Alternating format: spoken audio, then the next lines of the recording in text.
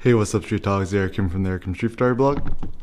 So, want to talk to you some rando thoughts I had about consistency. So, generally speaking, in society and art and stuff like that, we're taught that consistency is a good thing. Now, I'm actually curious. Why do we think that consistency is such a good thing? And why do we prize consistency so highly compared to, just being random? So this is my thought. And this is borrowed from my best friend Nietzsche. Is consistency is compromise. This is the basic notion. In life, right? Life is so long. So that's a good thing. First and foremost, life is long. Like, more or less, you're gonna live a pretty long life. Even, I think, my personal ambition is I want to be 120 years old in excellent health. And I think with modern technologies and stuff like that, most of us, we're gonna end up living a pretty long and epic life. So, given that you have this super long life, know that sooner or later you're gonna end up contradicting yourself in terms of believing in one thing and then changing your opinion. Now, I actually think that this notion of contradicting yourself is super important because your opinion, your thoughts, your ideas are always changing, right? Which means you should not become the prisoner of your own thoughts, your own ideas, your own ideology, whatever. And actually, I feel like it's more honest for you to allow yourself to be contradictory than to just feel like you have to hold on to one sort of belief and profession. So, other reasons why contradiction is important is because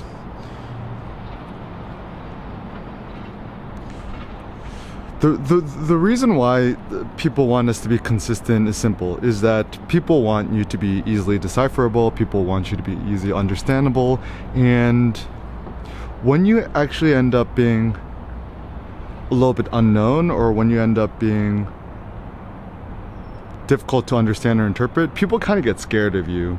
And also part of that too is that when you start to not be able to, when you're defying convention, you're defying, categories and stuff like that, people feel like they're becoming weaker because they see you evolving and changing, and they feel like they can no longer understand you, and therefore they don't feel like they can control you. And so I think this is ultimately the root of control from other people, is that they want you to remain consistent, they want you to remain the same, and that makes them feel better.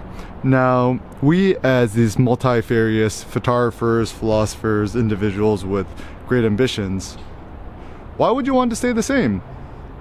It's boring. Like, for example, if someone's like, yo, you have to have the same haircut for the rest of your life, I'll be like, no, that's boring. Or you had to wear the same clothes for the rest of your life, or you had to wear eat the same food for the rest of your life. And something as simple, something as important as ourselves, our soul, like our personalities, why would we want to keep that the same for our whole lives? It actually kind of makes zero sense to me. And so realize that consistency is compromise. And as an artist, it seems like the only bad thing we could do as artists is to compromise. Compromise is probably the only, I really do think that this is true. It's not even about being a good artist or a bad artist, it's about like compromising your art or not compromising your art. And it's actually kind of sad too, because I look at a lot of these great musicians of the past, these great artists of the past, it looks like the ones that compromise, they haven't last. Like, ain't nobody remember like Black Eyed Peas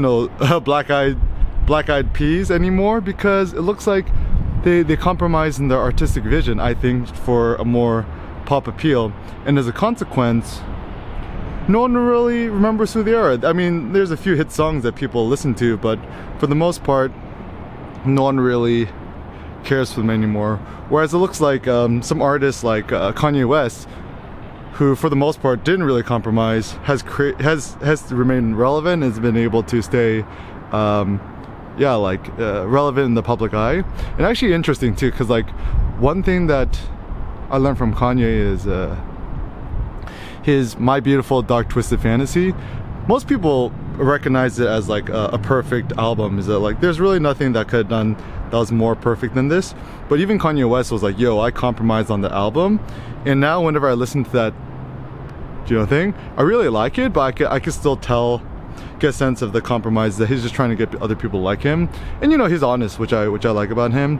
Whereas like a song, an album that I don't think he compromised, Yeezus, which I actually consider one of his actually best albums, he didn't compromise. And I actually think that this is probably one of his best works, and I think this will last. So just once again, realize that us as artists, as individuals, you don't want to compromise. Don't compromise your artistic vision. Don't compromise your thoughts. Don't compromise what you believe in.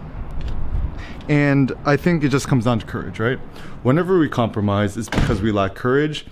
And I think, sometimes it's okay to compromise for things you don't really care about, right? Like, it sounds like, oh, let's eat at this restaurant versus that restaurant. Like, I don't care. So it's just like, yeah, let's just eat at that restaurant.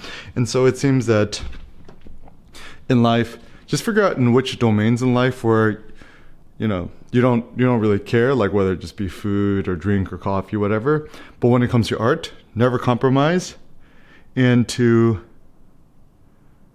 remain consistent, to never change is compromise. Thanks a lot for watching, guys. Peace out.